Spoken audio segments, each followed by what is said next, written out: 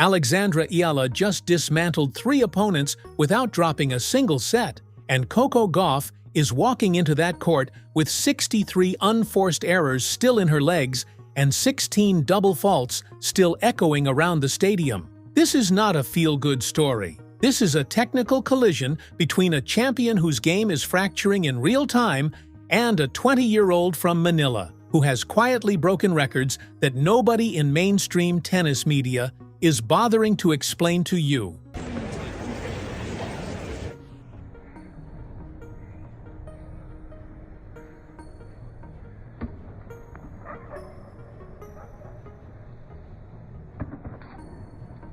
By the time this match ends, one of these narratives is getting completely rewritten, and the numbers already tell you which one is under far more pressure than the broadcast spin admits. Let's start where mainstream coverage stops. Eala didn't just reach this Dubai quarterfinal by winning matches. Eala got here by dismantling Jasmine Paolini, the 6th seed, world number 8, 6-1, 7-6, 5, and in doing so, became the youngest Asian player in WTA history to record top 10 wins at multiple WTA 1000 events. That's not a record Eala inherited. That's a record Eala took from Naomi Osaka. Let that settle for a second. Naomi Osaka.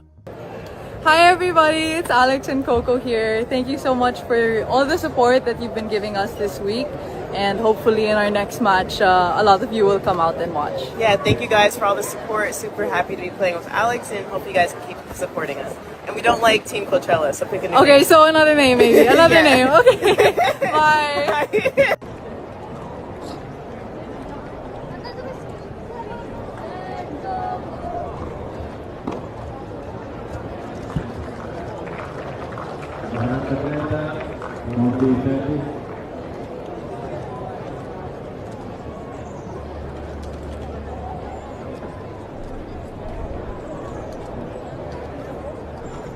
Four-time Grand Slam champion, one of the most decorated Asian athletes in tennis history, held that benchmark, and Eala, at 20 years old in Dubai, erased it. Before Paolini, there was Sorana Cirstea, a seasoned Romanian veteran entering Dubai on a 7-match winning streak after a title in Cluj-Napoca. The age gap between Cirstea and Eala in that round of 16? 15 years. The largest recorded in the Dubai round of 16 since 2001. Eala absorbed a 4-5 deficit in the first set, didn't panic, didn't retreat, closed it out 7-5, opened the second set 4-0, and when Cirstea clawed back to 5-4, Eala held the final game to love. Not to 5, not to 3, to love. Clinical, dominant, 1 hour and 38 minutes. That's who Coco Gauff is about to face. Now let's talk about what Gauff actually walked out of that Mertens match carrying. 63 unforced errors, 16 double faults, a first serve percentage of 44%, 41 serves in from 93 attempts. Alex, one of the pertinent storylines in the Australian Open revolved around your former doubles partner Coco Gauff and showing emotions also after a tough loss for you, after losing tonight. How do you yourself deal with those emotions, especially in tough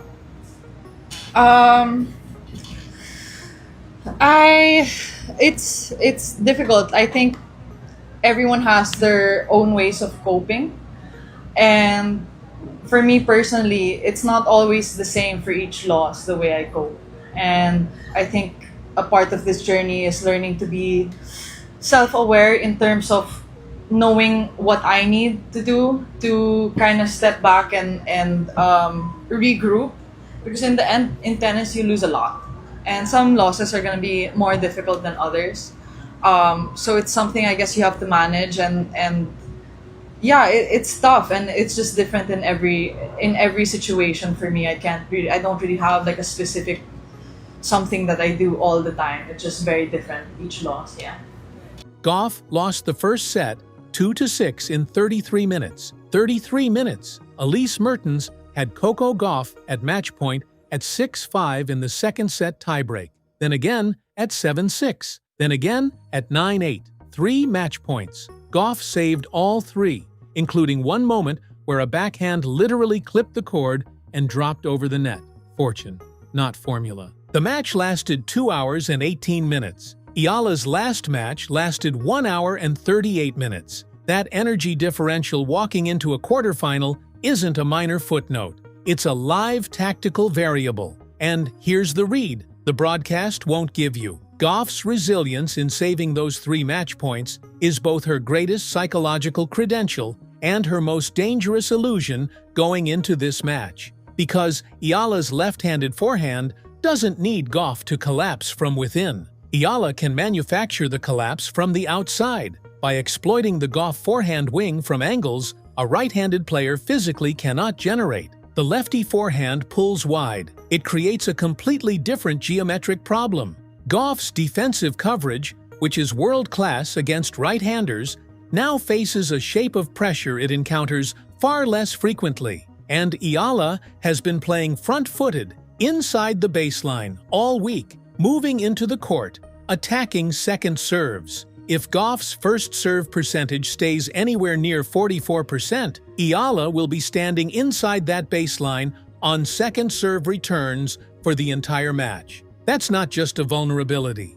That's systematic tactical execution. But this wasn't the end of the story being built before this quarterfinal even started. Go back to Melbourne Park. With the how have only small issue with the when.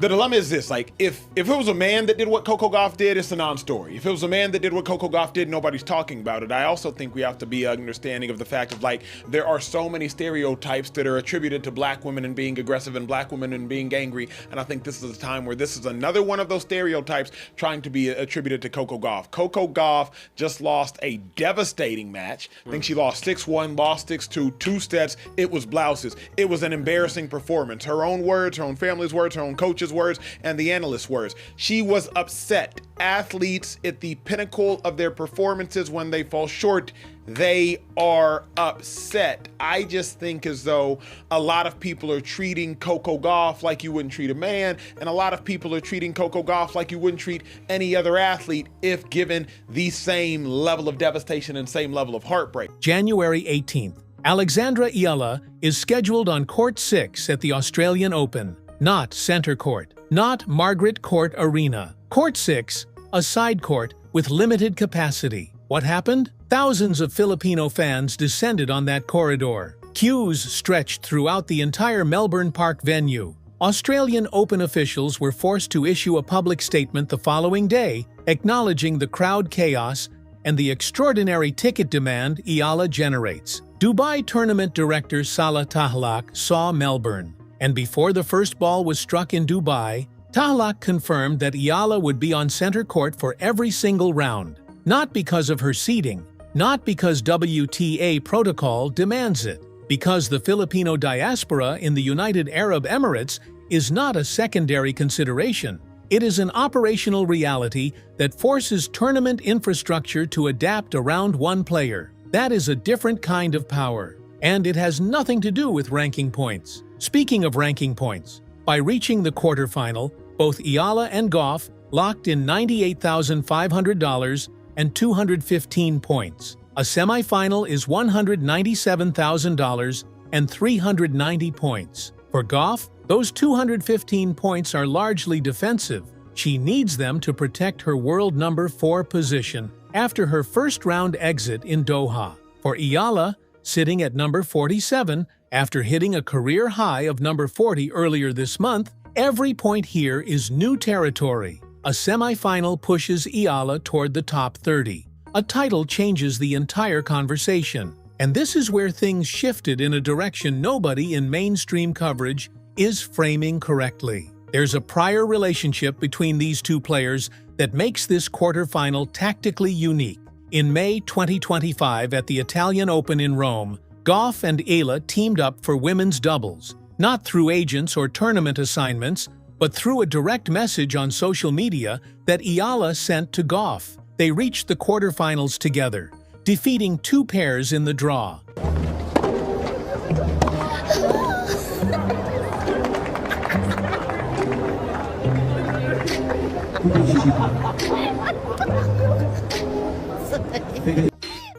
Coco Gauff, who is usually so even-keeled. I feel like she's trying to walk away from the camera there. They practiced against each other's shots in actual match conditions. Gauff knows what his left-handed angles feel like from the receiving end. Eala knows how Gauff absorbs pace and transitions to offense. The mainstream coverage calls this the warm human story. Two friends, mentor and mentee, now opponents. That framing is emotionally convenient, but the tactical implication runs in a sharper direction. Familiarity in doubles exposes patterns, and Eala, as the one who initiated that partnership with a DM, is the player who understood Gauff's game well enough to want to study it from the inside. Gauff herself signaled what kind of environment she's walking into. After the Mertens victory, she looked directly at a Dubai crowd that had been waiting through 2 hours and 18 minutes of chaotic tennis, waiting for his match to begin, and said, word for word, "I know you guys are probably here for Alex, so I'm sorry to make you wait." She giggled. She acknowledged the majority Pinoy crowd and tried to defuse the energy with humor. That is emotional intelligence. It's also a public signal that Gauff already knows she's walking into Eala's arena, not the other way around. There's a broader context to who Coco Gauff is in 2026 that the stats alone don't capture. During her Dubai press conferences, Gauff addressed fatal shootings in Minneapolis involving federal ICE agents. She condemned the violence directly and stated she doesn't feel obligated to endorse every policy of her country's leadership, while making clear she remains proud to be American. That willingness to speak in complex international forums traces directly back to her grandmother, Yvonne Lee Odom, a prominent civil rights activist who helped desegregate Florida's public schools in the 1960s. Gauff has spoken about this lineage openly. The granddaughter of a woman who faced institutional opposition and moved forward anyway. That's not a biographical footnote. That is the psychological architecture of someone who saves 3 match points in a tiebreak by putting a backhand cord clip into the record books and calling it resilience. Eala, meanwhile, contributed to the player privacy controversy that has defined the 2026 circuit. The controversy that erupted after a behind-the-scenes camera caught Gauff smashing her racket in what she believed was a private tunnel following her Australian Open quarterfinal loss. Eala told The National that athletes should have the right to draw the line of privacy, directly supporting Gauff's position. World number 2, Iga Swiatek, asked publicly whether players were tennis players or animals in a zoo. Djokovic agreed. The All England club confirmed it won't significantly alter its camera setups. The observation continues regardless. 2 young athletes who publicly defended each other's right to private frustration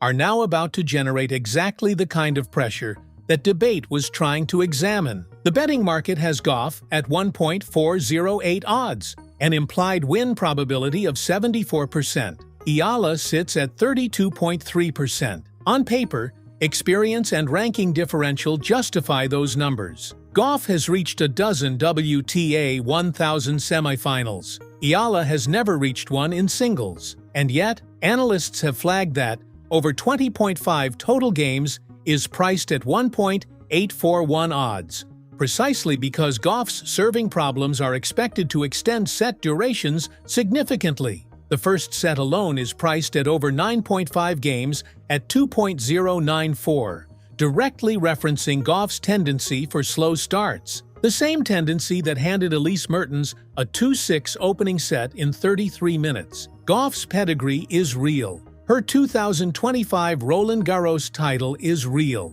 but pedigree doesn't repair a 44% first serve percentage against a player who has spent all tournaments standing inside the baseline, attacking second serves with a left-handed forehand that bends the geometry of a tennis court in ways that right-handed defensive patterns aren't built to handle. The numbers favor Gauff. The momentum belongs to Eala, and the court belongs to the Filipino diaspora. And here's the question this match cannot answer before it's played, and may not answer cleanly even after it's done. Does the doubles familiarity between Gauff and Eala, forged from an Instagram DM sent in May of 2025, function as a warning system that protects Gauff from Eala's patterns, or does it function as a blueprint that Eala drew up when she decided, long before Dubai, that she needed to understand exactly what kind of champion Coco Gauff is? From the inside, one of these players hasn't dropped a set all week. The other apologized to the crowd for making them wait.